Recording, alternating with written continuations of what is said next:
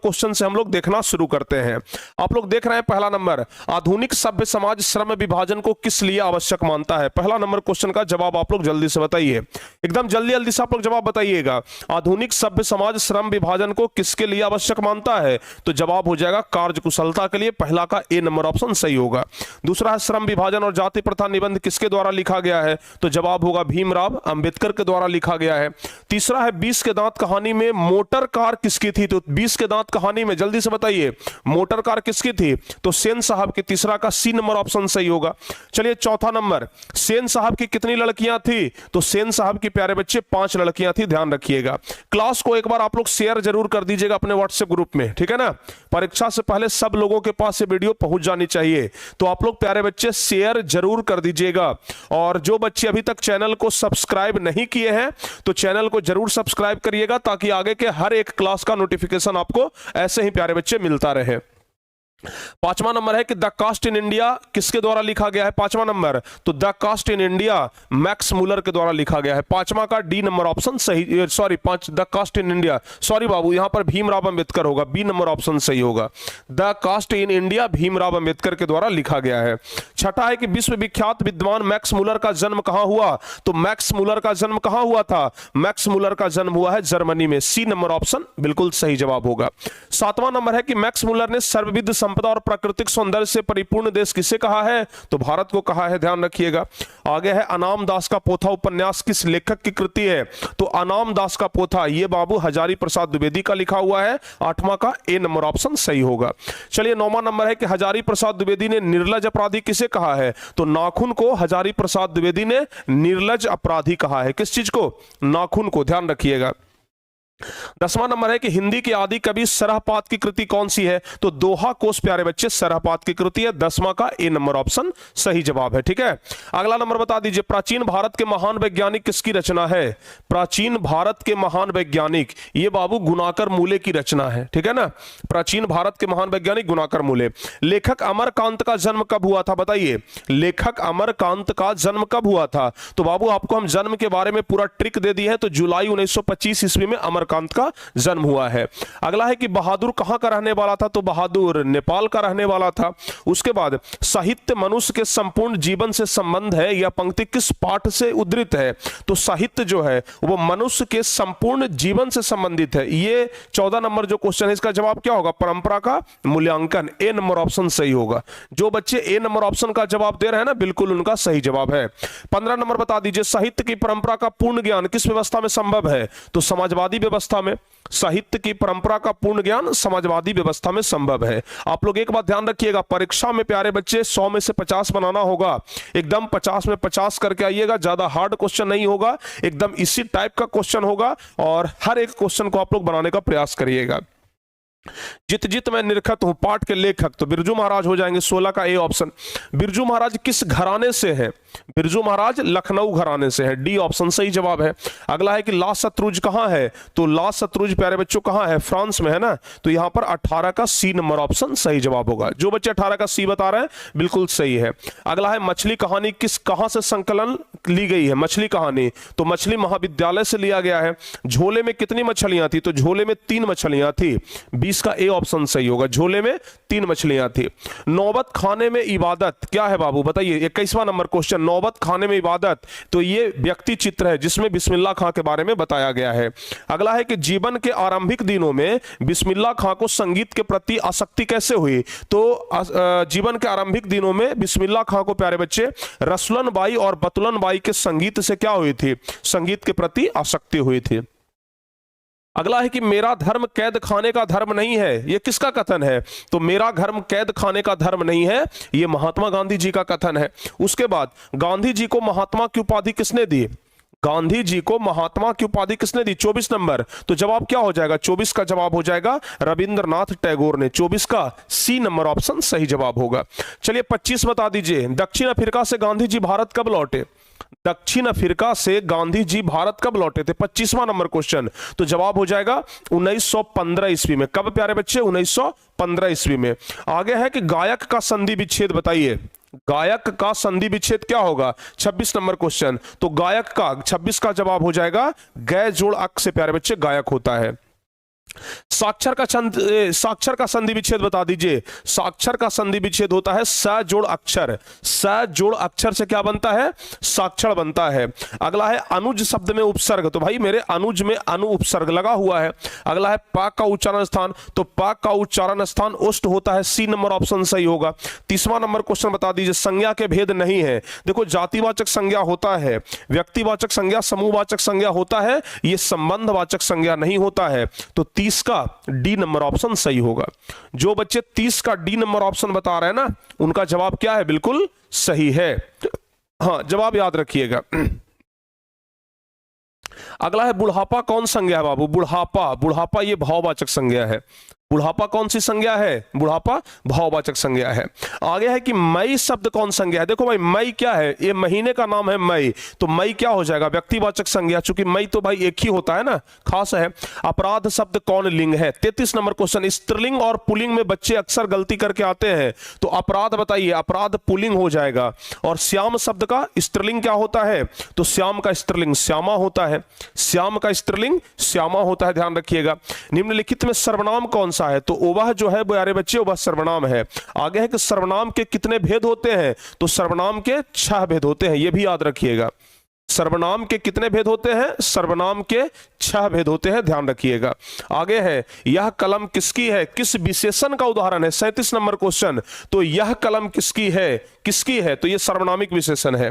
उसके बाद सब धन किस विशेषण का उदाहरण है? सब धन, तो यह प्यारे बच्चों परिमाण बोधक है। 38 का जो बच्चे ए नंबर ऑप्शन बता रहे हैं, उनका जवाब बिल्कुल सही है। उसके बाद रात को पहरा देने वाला आज घर चला गया, किस पदबंध का उदाहरण है? सेंटेंस याद रखिएगा। अगर सेम टू सेम सेंटेंस आ जाए तो सीधे आंसर लिखिएगा। रात को पहरा देने वाला, ये बाबू संज्ञा पदबंध है। 39 का ए ऑप्शन होगा, ठीक है ना। हाँ, रात को पहरा देने वाला ये है संज्ञा पदबंध। उसके बाद या रा ला ओबा क्या है? या रा ला ओबा ये क्या है? तो या रा ला और ओबा अंतः अस्त व्यंजन है, बी ऑप्शन सही है। आगे बताइए। जटा मुकुटतन भसम लगाई, बसन छोड़ी तन नगन भया, किस कविता की पंक्ति है? तो ये ध्यान रखिएगा। राम नाम बिनु बिरथे जग जन्मा, राम नाम बिनु बिरथे जग जन्मा की ये पंक्ति है। जपू जी किसकी रचना है? 42 नंबर क्वेश्चन। तो जपू जी है प्रेमघन की, जपू जी प्रेमघन की रचना है। आगे रसखान रचित प्रेम वाटिका किस प्रकार की रचना है? प्रेम वाटिका, तो प्रेम वाटिका प्रेम निरूपण संबंधी रचना है। प्रेम वाटिका क्या है? प्रेम निरूपण संबंधित रचना है। 44 नंबर क्वेश्चन है कि रीति मुक्त काव्यधारा के सिरमौर कवि कौन है? रीति मुक्त काव्यधारा के सिरमौर कवि कौन है? तो जवाब क्या होगा? रीति मुक्त काव्यधारा के 44 नंबर क्वेश्चन का जवाब कोई बच्चे बताइए। रीति मुक्त काव्यधारा के सिरमौर कवि हैं घनानंद, ध्यान रखिएगा। अगला है बाबू कि घनानंद किस मुगल बादशाह के यहां मिरमुंशी का काम करते थे? तो जवाब हो जाएगा मोहम्मद शाह रंगीले। 45 का सी नंबर ऑप्शन सही जवाब हो जाएगा। अगला है कि रसिक समाज की स्थापना किसने की? तो रसिक समाज बद्री नारायण चौधरी प्रेमघन, बी ऑप्शन सही है। रसिक समाज की स्थापना किसने की? तो रसिक समाज की स्थापना बद्री नारायण चौधरी प्रेमघन, बी नंबर ऑप्शन ध्यान रखिएगा। अगला बताइए बीना किनकी रचना है? बीना, तो 47 नंबर क्वेश्चन का जवाब क्या होगा? बीना सुमित्रानंदन पंत की रचना है। भारत माता भी इन्हीं के द्वारा लिखा गया है, यह भी ध्यान रखिएगा। भारत माता भी इन्हीं के द्वारा लिखा गया है। रामधारी सिंह दिनकर का जन्म कब हुआ? 48 नंबर क्वेश्चन। रामधारी सिंह दिनकर का जन्म हुआ था 23 सितंबर 1908 ईस्वी को। कब हुआ था? 23 सितंबर 1908 ईस्वी को, ध्यान रखिएगा। चलिए, बूढ़ा चौकीदार वृक्ष कहां मिलता था? तो घर के दरवाजे पर मिलता था। बूढ़ा चौकीदार वृक्ष घर के दरवाजे पर मिलता था। अगला है कि तुर्की के महाकवि नाजिम हिकमत की कविताओं का अनुवाद बीरेन डंगवाल ने किस रूप में किया है? तो ध्यान रखिएगा, तुर्की के महाकवि नाजिम हिकमत की कविताओं का अनुवाद बीरेन डंगवाल ने पहल पुस्तिका के रूप में किया है, सी ऑप्शन सही है। किस रूप में? पहल पुस्तिका के रूप में, बाबू ध्यान रखिएगा। अगला है हमारी नींद कविता में किसका जीवन क्रम पूरा हुआ? हमारी नींद कविता में किसका? तो मक्खी का ना, मक्खी का हो जाएगा। 51 का डी नंबर ऑप्शन सही जवाब होगा। मक्खी का जीवन क्रम पूरा हुआ है। 52 नंबर क्वेश्चन बताइए। मानव का रचा हुआ सूरज मानव को ही भाप बना करके सोख गया, यह पंक्ति किस कविता से उद्धृत है? तो यह बाबू हिरोशिमा की कम पंक्ति है। 52 का बी नंबर ऑप्शन सही है। जो बच्चे 52 का हाँ बी नंबर ऑप्शन बता रहे हैं, उनका जवाब बिल्कुल सही है। अगला बताइए। तार सप्तक का संपादन किसने किया? तार सप्तक, तो तार सप्तक 53 नंबर क्वेश्चन जवाब हो जाएगा, अंग्रेज जी ने किया है। बनलता सेन के कवि कौन है? 54 नंबर क्वेश्चन बता दीजिए। तो बनलता सेन के हैं कवि जीवनानंद दास। बनलता सेन, जीवनानंद दास, 54 का प्यारे बच्चे सी नंबर ऑप्शन सही जवाब हो जाएगा। चलिए अगला बता दीजिए आप लोग, रेनर मारिया रिल्के द्वारा रचित कविता कौन सी है? 4 ऑप्शन है आपके सामने। रेनर मारिया रिल्के, सबसे लास्ट वाला कविता याद है आपको, मेरे बिना तुम प्रभु, मेरे बिना तुम प्रभु, ये रेनर मारिया रिल्के के द्वारा रचित कविता है। आगे कह रहा है 56 नंबर में कि सृष्टि की विकास कथा का प्रथमाक्षर क्या है? बताइए, सृष्टि की विकास कथा का प्रथमाक्षर क्या है? तो क्या लिखेंगे हम लोग 56 नंबर क्वेश्चन? तो सृष्टि की विकास कथा का प्रथमाक्षर है विफलता पर छल के आंसू। आगे की कवित्री के अनुसार क्या घड़े सा लुढ़क जाता है? तो घ है जो घड़े सा लुढ़क जाता है 57 का, डी नंबर ऑप्शन सही जवाब हो जाएगा। ठीक है ना? हाँ, 58 नंबर क्वेश्चन बताइए, हरि रस से कवि का क्या अभिप्राय है? तो हरि रस से अभिप्राय है राम नाम का जाप। ठीक है ना? हरि रस से कवि का अभिप्राय है राम नाम का जाप। चलिए 59 नंबर बताइए, संप्रदाय मुक्त कृष्ण भक्त कवि कौन है? संप्रदाय मुक्त कृष्ण भक्त कवि, तो संप्रदाय मुक्त कृष्ण भक्त कवि है रसखान। संप्रदाय मुक्त कृष्ण भक्त कवि रसखान है। अगला क्वेश्चन है कि सुमित्रानंदन पंत रचित कविता भारत माता किस काव्य संग्रह से संकलित है? तो भाई वो ध्यान रखिएगा, सुमित्रानंदन पंत की जो भारत माता कविता है ये ग्राम्या से लिया गया है। कहां से लिया गया है?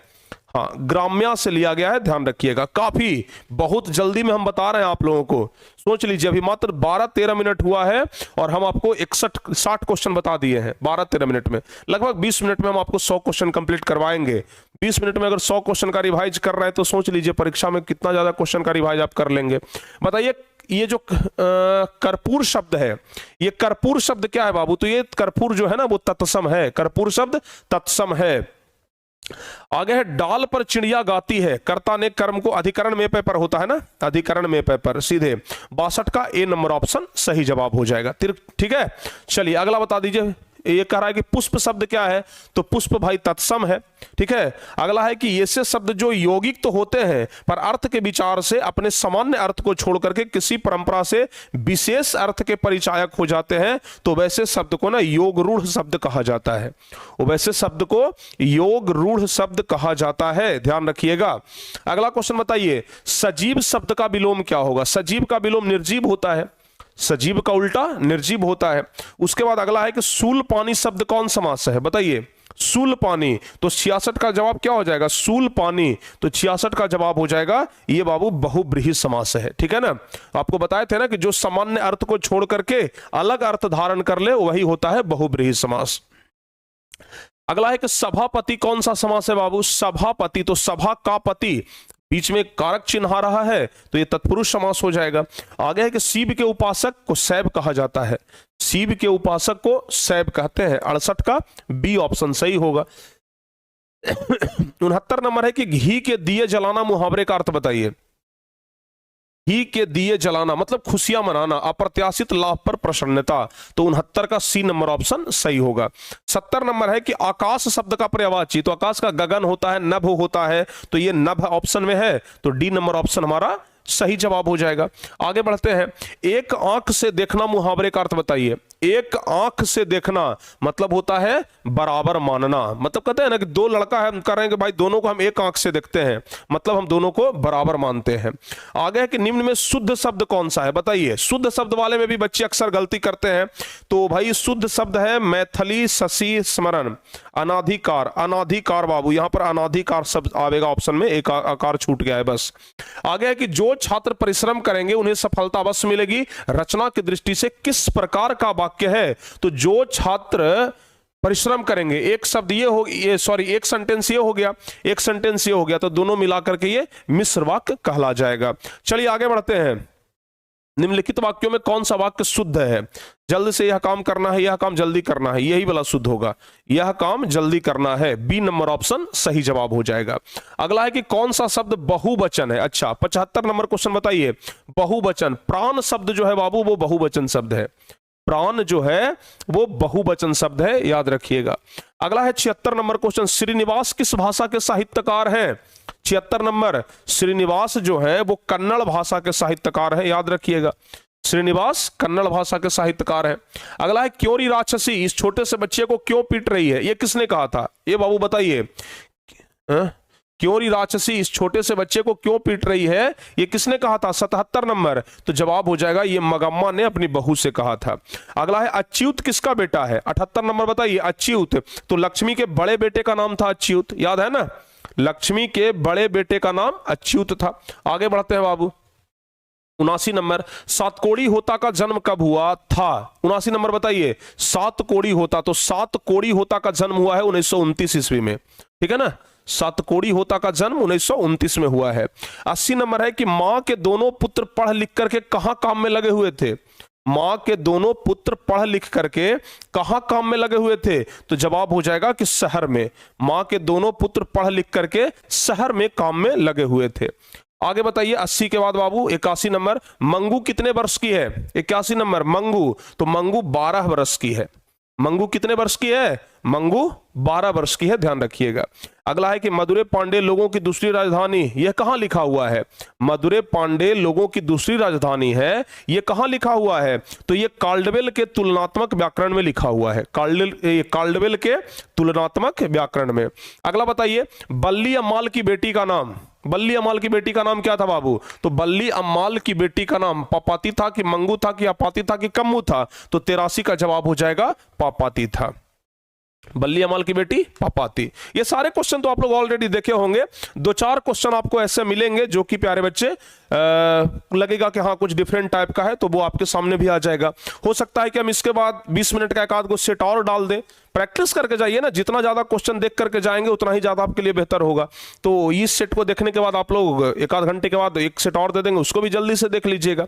मतलब क्वेश्चन छूटना नहीं चाहिए आपके परीक्षा में, चाहे किसी भी सूरत में किसी भी हालत में हो, परीक्षा में हम एक भी क्वेश्चन को नहीं छोड़ना चाहते हैं, ठीक है ना। आगे बताइए मदुरै स्थित बड़े अस्पताल के हेड नर्स का नाम क्या था, तो हेड नर्स का नाम था मिरांडा, 84 का डी नंबर ऑप्शन सही जवाब होगा। हेड नर्स का नाम क्या था, मिरांडा था, ध्यान रखिएगा। 85 नंबर क्वेश्चन है कि धरती कब तक घूमेगी शीर्षक कहानी के रचनाकार बताइए। 85 नंबर क्वेश्चन बता दीजिए, धरती कब तक घूमेगी, ये सावरदैया के द्वारा लिखा गया है ना, तो जवाब होगा बी नंबर ऑप्शन, धरती कब तक घूमेगी, सावरदैया के द्वारा लिखा हुआ है। अगला है बाबू 86 नंबर कि 3 बेटे की मां कौन है, 3 बेटे की मां कौन है, तो 3 बेटे की मां सीता है। 3 बेटे की मां कौन है, सीता। चलिए 3 बेटे की मां सीता, यहां तक हो गया ना।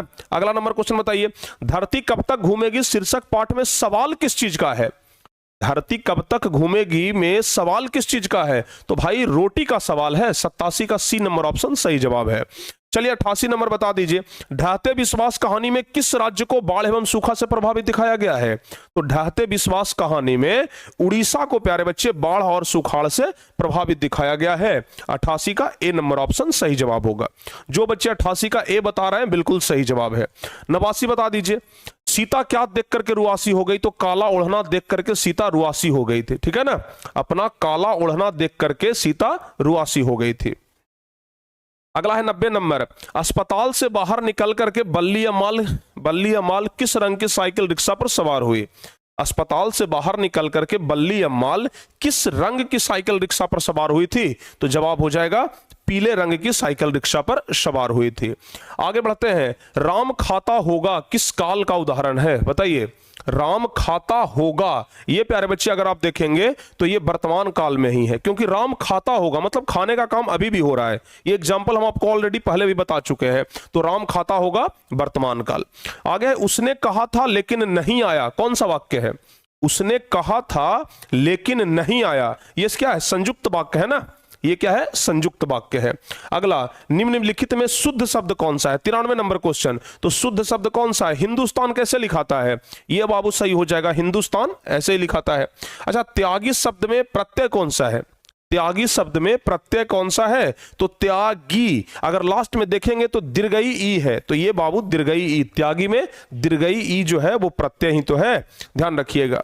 आगे है कि संधि के कितने भेद होते हैं, बताइए। संधि के कितने भेद होते हैं? 95 नंबर क्वेश्चन। तो संधि के 3 भेद, स्वर संधि, व्यंजन संधि और विसर्ग संधि। अगला है कि अज्ञेय का पूरा नाम बता दीजिए। तो अज्ञेय का पूरा नाम क्या है? सच्चिदानंद हीरानंद वात्सायन अज्ञेय। ध्यान रखिएगा, सच्चिदानंद हीरानंद वात्सायन अज्ञेय। डी नंबर ऑप्शन सही जवाब होगा। आगे है कि पिकासो की विख्यात कृति का नाम बताइए, 97 नंबर। तो पिकासो की विख्यात कृति है मादामोजेल द आविन्यो। पिकासो की विख्यात कृति मादामोजेल द आविन्यो। 98 नंबर, कविता नहीं है। कौन कविता नहीं है? एक वृक्ष की हत्या कविता है, नौबत खाने में इबादत कविता नहीं है। अगला, इंद्रियों को जीतने वाला इंद्रजीत कहलाता है ना। 99 का सही जवाब क्या हो जाएगा? इंद्रजीत कहलाता है? नहीं, जितेंद्रिय कहलाता है। इंद्रियों को जीतने वाला जितेंद्रिय कहलाता है बाबू। इंद्रियों को जो जीतता है उसको जितेंद्रिय कहते हैं। गुदड़ी का लाल मुहावरे का अर्थ क्या होता है? तो गुदड़ी का लाल मुहावरे का अर्थ होता है गरीब के घर में गुणवान का उत्पन्न होना। बी नंबर ऑप्शन सही जवाब होगा। ठीक है, हाँ, बी नंबर ऑप्शन आपका एकदम सही जवाब है। तो चलिए, ये आपका प्यारे बच्चे 100 क्वेश्चन कंप्लीट हो गया।